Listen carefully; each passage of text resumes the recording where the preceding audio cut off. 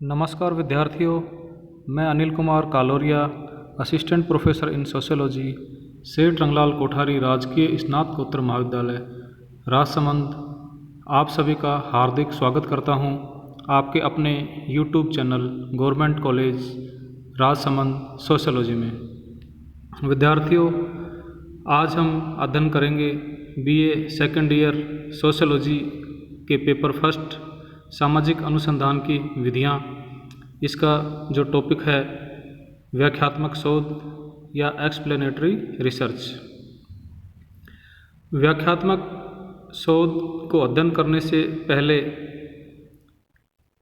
इसे समझने के लिए हम इसके मुख्य बिंदुओं पर फोकस करेंगे और इन्हीं मुख्य बिंदुओं को विस्तार से समझाते हुए हम व्याख्यात्मक शोध को समझने का प्रयास करेंगे। व्याख्यात्मक शोध को समझने के लिए मुख्य रूप से 3 बिंदु महत्वपूर्ण हैं, जिसमें प्रथम है क्यों के प्रश्नों के उत्तर खोजना, दूसरा है घटना के कारणों की व्याख्या और विश्लेषण करना, और तीसरा है प्राक कल्पना के परीक्षण के लिए व्याख्यात्मक शोध की जाती है, अर्थात प्राक कल्पना का परीक्षण करना। अब हम पहला जो टॉपिक है क्यों के प्रश्नों के उत्तर खोजना, इसे समझने का प्रयास करेंगे। देखिए, व्याख्यात्मक शोध में मुख्य रूप से क्यों के प्रश्नों के उत्तर खोजे जाते हैं।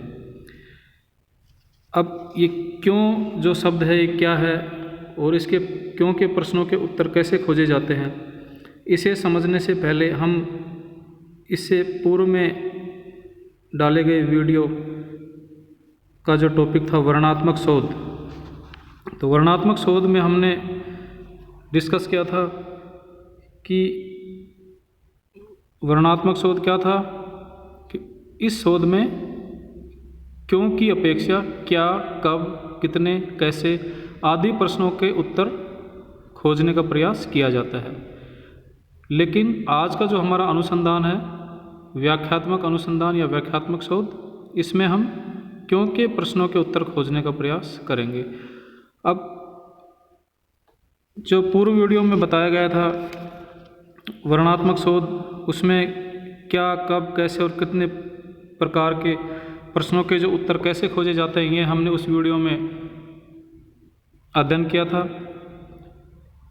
जैसे थोड़ा सा आपको रिवाइज करवा देता हूँ कि हमने डिस्कस किया था कुछ एग्जाम्पल्स पे कि किसी समुदाय विशेष या किसी जाति विशेष या किसी समाज विशेष में कितने लोग हैं जो धूम्रपान करते हैं, कितने लोग जो गंभीर बीमारियों से ग्रसित हैं, कितने लोग प्रतिवर्ष सुसाइड कर लेते हैं, कौन कौन से अपराध उसमें कितनी मात्रा में पाए जाते हैं, कितने लोग सोशल मीडिया, टीवी, मोबाइल आदि का उपयोग करते हैं, और कितने लोग किसी पार्टी विशेष को वोट करते हैं, और भी इस प्रकार के अन्य भिन्न भिन्न प्रकार के उदाहरण हम ले सकते हैं। तो इन सभी बिंदुओं में हम क्या, कब, कैसे और कितने प्रकार के प्रश्नों के उत्तर खोजते हैं। मगर ये कौन सी रिसर्च में खोजते हैं? वर्णनात्मक शोध या डिस्क्रिप्टिव रिसर्च में, कि जैसे कितने लोग सिगरेट पीते हैं किसी समुदाय या जाति विशेष में, कब पीते हैं, और कितने लोग कैंसर से ग्रसित हैं, कितने लोग सुसाइड कर लेते हैं, कैसे करते हैं, सुसाइड करने का तरीका उनका क्या है, और कब करते हैं, किस मौसम में अधिक करते हैं, और क्या उसके पीछे कारण है, और कितने लोग सोशल मीडिया वगैरह का उपयोग करते हैं, कब करते हैं, कैसे करते हैं, कितने लोग पार्टी विशेष का वोट देते हैं आदि। तो इस प्रकार से हमने ये इन सभी उदाहरणों के माध्यम से वर्णनात्मक शोध को समझने का प्रयास किया था। तो अब हम व्याख्यात्मक शोध को समझने का प्रयास करेंगे, तो हमारे लिए ये हेल्पफुल होगा। क्या? वर्णनात्मक शोध के बारे में थोड़ा डिस्कस करना, इसीलिए हमने इसका पहले डिस्कस किया है। तो अब हम इन्हीं उदाहरणों को वापस रिपीट करते हुए व्याख्यात्मक शोध के रूप में समझेंगे तो इस शोध को समझना और आसान हो जाएगा। इसीलिए मैंने आपको वही उदाहरण रिपीट किए हैं जो कि वर्णनात्मक शोध में आपको बताए गए थे। तो अब व्याख्यात्मक शोध में इन उदाहरणों को हम कैसे समझेंगे, क्योंकि व्याख्यात्मक शोध में हम डिस्कस कर रहे हैं जो पहला टॉपिक है, क्यों के प्रश्नों के उत्तरों को खोजना। तो अब जैसे हमने उदाहरण लिया था किसी समुदाय या जाति विशेष या समाज विशेष में धूम्रपान लोग क्यों करते हैं, तो ये उदाहरण होगा व्याख्यात्मक शोध का। अर्थात हम व्याख्यात्मक शोध में ये जानने का प्रयास करेंगे कि उस समुदाय विशेष, जाति विशेष या समाज विशेष के लोग धूम्रपान क्यों करते हैं, उसके पीछे छिपे हुए कारणों को हम जानने का प्रयास व्याख्यात्मक शोध के अंतर्गत करते हैं। इसमें क्या, कब, कैसे, कितने लोग करते हैं, कैसे करते हैं, कब करते हैं, इन सभी से हमें कोई मतलब नहीं होता है। हमें खोजना होता है क्यों के प्रश्नों के उत्तर, अर्थात वो लोग धूम्रपान क्यों करते हैं। ठीक है। नेक्स्ट जो एग्जाम्पल था कि किसी भी समुदाय, जाति, समाज विशेष में जो लोग गंभीर बीमारियों से ग्रसित होते हैं, तो अब व्याख्यात्मक शोध में हम जानेंगे कि वो उन गंभीर बीमारियों से ग्रसित क्यों होते हैं, जैसे कैंसर या एड्स या कोई भी ऐसी असाध्य बीमारी। तो उसका क्या कारण है, क्यों के प्रश्न का उत्तर हम खोजेंगे तो हम जानेंगे क्यों वो लोग उन गंभीर बीमारियों से ग्रसित हो जाते हैं, उनके पीछे कौन से कारण छिपे हुए हैं। उन कारणों की गहराई तक हम जानने का प्रयास करेंगे, वो है व्याख्यात्मक शोध। यानी व्याख्यात्मक शोध के माध्यम से ही हम क्यों के प्रश्नों के उत्तर खोजेंगे, क्यों उन लोगों में ये सब गंभीर बीमारियां होती हैं, क्या उनके पीछे कारण है। इसी प्रकार से जो दूसरा उदाहरण है, जैसे आत्महत्या किसी भी समाज में या समुदाय विशेष में आत्महत्या क्यों करते हैं। जैसे हम पहले ये जानेंगे कि भाई फला समुदाय या फला जाति विशेष में प्रतिवर्ष इतने लोग आत्महत्या कर लेते हैं। तो व्याख्यात्मक शोध में हम क्या जानने का प्रयास करेंगे कि आत्महत्या क्यों करते हैं, क्योंकि हम क्यों के प्रश्नों के उत्तर खोजना चाह रहे हैं। तो वो लोग आत्महत्या क्यों करते हैं, क्या उनका कारण है, उनके पीछे छुपा हुआ क्या मूल कारण है जिसकी वजह से वो आत्महत्या करते हैं। वही हमारी क्या है, व्याख्यात्मक शोध या एक्सप्लेनेटरी रिसर्च। इस शोध के माध्यम से ही हम उन लोगों में आत्महत्या, सुसाइड का कारण कि वो क्यों करते हैं उसे जानने का प्रयास इस शोध के माध्यम से करते हैं। इसी प्रकार से जो नेक्स्ट उदाहरण था सोशल मीडिया का उपयोग करना। तो सोशल मीडिया का उपयोग वो समुदाय या जाति विशेष के लोग क्यों करते हैं, क्या उसके पीछे कारण है, उन्हें क्यों ज़रूरत पड़ती है उस सोशल मीडिया के जो विभिन्न जो पार्ट्स हैं उनका यूज़ करने की, उसे हम जानने का प्रयास इस व्याख्यात्मक शोध के माध्यम से ही करते हैं। इसके अलावा जो दूसरा उदाहरण था कि किसी भी समाज, समुदाय विशेष के लोग किसी पार्टी विशेष को वोट क्यों देते हैं। जैसे जब इलेक्शन का जो समय आता है तो उसमें कोई कांग्रेस को वोट करता है, कोई बीजेपी को करता है, तो किसी विशेष समुदाय के लोग किस पार्टी को वोट अधिक करते हैं। तो इसे हम अगर व्याख्यात्मक शोध के रूप में जानने का प्रयास करेंगे तो हम क्यों के प्रश्न का उत्तर जानने का प्रयास करेंगे, और हम क्यों के प्रश्न के अंतर्गत जब उत्तर जानेंगे तो क्या जानेंगे कि वो लोग किसी पार्टी विशेष को ही वोट क्यों करते हैं, क्या उसका कारण है कि उसी पार्टी को वो लोग वोट करते हैं। तो इसके बारे में जब हम अनुसंधान करेंगे तो उसे ही हम कहेंगे व्याख्यात्मक शोध। तो मैं समझता हूँ कि आप सभी को ये क्लियर स्पष्ट हो गया होगा कि व्याख्यात्मक शोध क्या है और व्याख्यात्मक शोध में जो हम क्यों के प्रश्नों का उत्तर खोजते हैं वो किस प्रकार से खोजते हैं, और वर्णनात्मक शोध और व्याख्यात्मक शोध में भी आपको अंतर स्पष्ट रूप से मालूम हो गया होगा। अब इसका जो नेक्स्ट टॉपिक लेंगे घटना के कारणों की व्याख्या और विश्लेषण करना। तो घटना मतलब कोई भी सामाजिक घटना, जैसे अभी हमने जो एग्जाम्पल्स लिए वो हो सकते हैं, या कोई दूसरी घटनाएं हो सकती हैं जो हम आए दिन समाज में देखते हैं, समाचार पत्रों में हम पढ़ते हैं, सोशल मीडिया, टीवी, मोबाइल, इन सब के माध्यम से हम नई नई न्यूज़ जो जानते हैं, नई नई घटनाएं जो समाज में हो रही हैं, चाहे वो किसी भी प्रकार की हो सकती है, कोई राजनीतिक घटना, सांस्कृतिक घटना, सामाजिक घटना, आर्थिक घटना। इस प्रकार से समाज के विभिन्न जो अंग हैं उनकी किसी भी अंग में कोई भी घटना हो सकती है। तो वो जो घटनाएं उनके कारणों की व्याख्या इस व्याख्यात्मक शोध के अंतर्गत की जाती है कि उनका कारण क्या है, क्यों वो घटनाएं हो रही हैं, उनके पीछे क्या मूलभूत कारण है। तो उनको डिटेल से उनकी व्याख्या इस व्याख्यात्मक शोध के अंतर्गत ही की जाती है और उनका विश्लेषण किया जाता है कि क्यों वो घटनाएं होती हैं, क्या उनका कारण है और उनका निदान किस प्रकार से किया जा सकता है, और उन घटनाओं की वजह से समाज पे कोई दुष्प्रभाव ना हो तो उसके लिए क्या किया जा सकता है, उन घटनाओं को रोकने के लिए कौन कौन से उपाय अपनाए जा सकते हैं। तो और भी जो भी नीति निर्माण के लिए हम उसका पूरी तरह से विश्लेषण करते हैं, घटना के कारणों की व्याख्या करते हैं और उसका विश्लेषण करते हैं। इसी प्रकार से जो तीसरा हमारा पॉइंट है व्याख्यात्मक शोध को समझने के लिए, पराकल्पना का परीक्षण करना। अर्थात व्याख्यात्मक शोध में पराकल्पना का परीक्षण किया जाता है। इसमें सिर्फ पराकल्पना नहीं की जाती, बल्कि पराकल्पना ही नहीं की जाती बल्कि उसका परीक्षण किया जाता है। तो जब पराकल्पना का परीक्षण किया जाता है तो वो परीक्षण ही व्याख्यात्मक शोध का उदाहरण होता है। अब इसे भी हम उदाहरण के माध्यम से समझने का प्रयास करेंगे तो ये स्पष्ट हो जाएगा कि किस प्रकार से व्याख्यात्मक शोध में पराकल्पना का परीक्षण किया जाता है।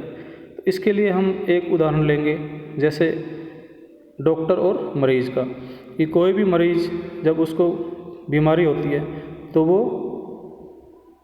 डॉक्टर के पास दिखाने के लिए जाता है। तो जैसे ही वो डॉक्टर के पास दिखाने के लिए जाता है तो डॉक्टर उसको देखता है, उसका टेम्परेचर लेता है या उसके लक्षण उससे पूछता है, उसकी पूरी हिस्ट्री पूछता है। तो जो डॉक्टर के जो पूछने का जो तरीका होता है उन सब तरीक़ों को वो अपना कर ये अनुमान लगाता है कि इस मरीज़ को फला बीमारी हो सकती है। तो ये तो हो गई उसकी पराकल्पना, अर्थात डॉक्टर ने मरीज़ को देखा, उसका अनुमान लगाया, उसका टेम्परेचर लिया और उसकी पूर्व हिस्ट्री को जानकर और उसके लक्षणों को देखकर डॉक्टर ने अनुमान लगा लिया कि इस मरीज़ की ये बीमारी हो सकती है। तो वो हो गई उसकी पराकल्पना। अब वो बीमारी है या नहीं है वास्तव में, ये तो जब पता पड़ेगा जब उसका टेस्ट होगा, अर्थात उसका ब्लड टेस्ट, यूरिन टेस्ट, जो टेस्ट के प्रकार होते हैं वो टेस्ट जब डॉक्टर करेगा तो उस डॉक्टर के टेस्ट करने के बाद में ही मरीज़ की बीमारी का मालूम पड़ेगा कि इसको कौन सी बीमारी है। मगर टेस्ट करने से पहले जब डॉक्टर ने मरीज़ को देखा, उसकी हिस्ट्री जानी, उसका टेम्परेचर लिया, उसके लक्षण पूछे, लक्षणों को देखा और मरीज़ की हालत को देखा, तो उसको जानकर देखकर डॉक्टर ने एक पराकल्पना की कि इसको ये बीमारी हो सकती है। अब वो बीमारी हो भी सकती है, नहीं भी हो सकती, तो इसका परीक्षण किया जाएगा, अर्थात पराकल्पना का परीक्षण किया जाएगा। अब पराकल्पना का परीक्षण कैसे किया जाएगा, अर्थात उस मरीज़ की जो बीमारी, जो डॉक्टर ने एक अनुमान लगाया कि ये बीमारी हो सकती है, तो उसका परीक्षण करने के लिए डॉक्टर क्या करेंगे, उस मरीज़ का टेस्ट करेंगे। अब वो टेस्ट जो भी है, ब्लड है, यूरिन है, जो भी उस बीमारी से संबंधित जो टेस्ट जो डॉक्टर उचित समझते हैं वो टेस्ट करवाते हैं। तो उस टेस्ट को करने के बाद में जो भी बीमारी मरीज़ को सामने आती है, अर्थात जैसे उसकी जांचें होंगी, तो जांचें होने के बाद जो बीमारी सामने आएगी तो वो होगा पराकल्पना का परीक्षण। और पराकल्पना का परीक्षण करने के लिए वो टेस्ट करेगा और विभिन्न प्रकार की जो मशीनें हैं, जो टेक्निक्स जो हैं, उनका वो प्रयोग करेगा और उसके आधार पर ही उस मरीज़ को जो डॉक्टर है वो दवाइयाँ देता है। तो ये जो जांच का जो दूसरा जो स्तर है, ये क्या है, समस्या के निदान या परिकल्पना के परीक्षण का स्तर होता है। अर्थात पहला स्तर क्या था, जब डॉक्टर मरीज के पास गया, उसके लक्षणों को देखा और बीमारी का अनुमान लगाया, तो ये तो हुई परिकल्पना। और दूसरा स्तर परिकल्पना का परीक्षण। तो परीक्षण करने के लिए वो डॉक्टर क्या करेगा, उसके टेस्ट करेगा।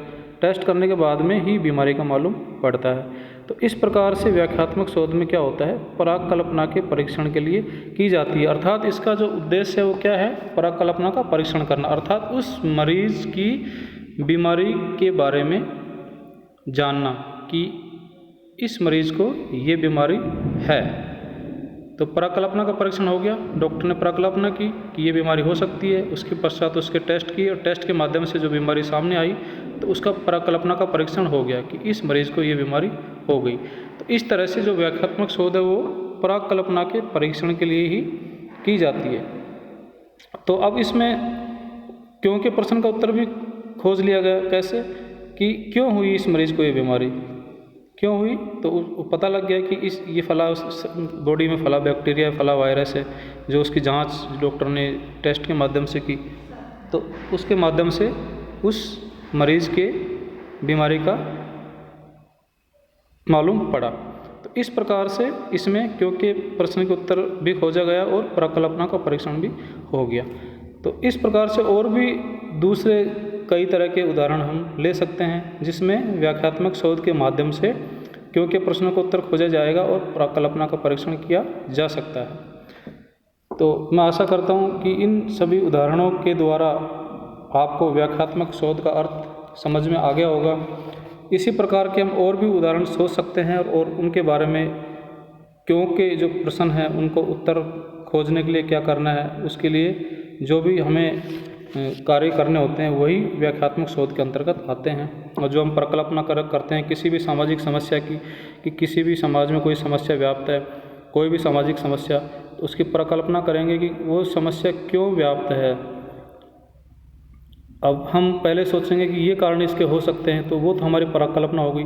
अब वो कारण वास्तव में है या नहीं है, उसके लिए हम व्याख्यात्मक शोध करेंगे। तो व्याख्यात्मक शोध में जब हम परिकल्पना जो की है उसका हम परीक्षण करेंगे, तो उसके लिए हम ये शोध करेंगे। शोध के जो भी स्तर हैं उन स्तरों को हम पूरा करते हुए और अंतिम निष्कर्ष पे पहुंचेंगे कि इस सामाजिक समस्या की ये क्यों है, इसलिए ये सामाजिक समस्या है। तो तब हमारा होगा परिकल्पना का परीक्षण और इसे ही हम कहेंगे व्याख्यात्मक शोध। तो इस प्रकार से आज हमने व्याख्यात्मक शोध को समझने का प्रयास किया है और मैं उम्मीद करता हूँ कि सभी विद्यार्थियों को व्याख्यात्मक शोध है जो क्लियर हो गया होगा, क्योंकि मैंने आपको एक सिंपल भाषा में और सिंपल उदाहरण देके आपको इस शोध को समझाने का प्रयास किया है। क्योंकि कुछ विद्यार्थियों ने फ़ोन कॉल के माध्यम से पूछा है कि सर ये जो टॉपिक है सोशल रिसर्च मेथड्स, ये हमारे बिल्कुल भी समझ में नहीं आता है, पढ़ने का मन ही नहीं करता है इस बुक को। तो सर थोड़ा सिंपल भाषा में और सिंपल तरीके से इसे समझाएं, क्योंकि अभी हमें इसकी ABCD भी नहीं आती है। तो इसलिए मैं प्रयास कर रहा हूँ कि ये जो आपका पेपर है BA सेकेंड ईयर का पेपर फर्स्ट सामाजिक शोध की विधियाँ या मेथड्स इन सोशल रिसर्च, इसके जो भी टॉपिक आएंगे उन्हें मैं बिल्कुल सीधी सिंपल भाषा में और साधारण उदाहरणों के माध्यम से ही आपको समझाने का प्रयास करूँगा और उम्मीद करूँगा कि आपको सभी वीडियो पसंद आएंगे। Thank you very much.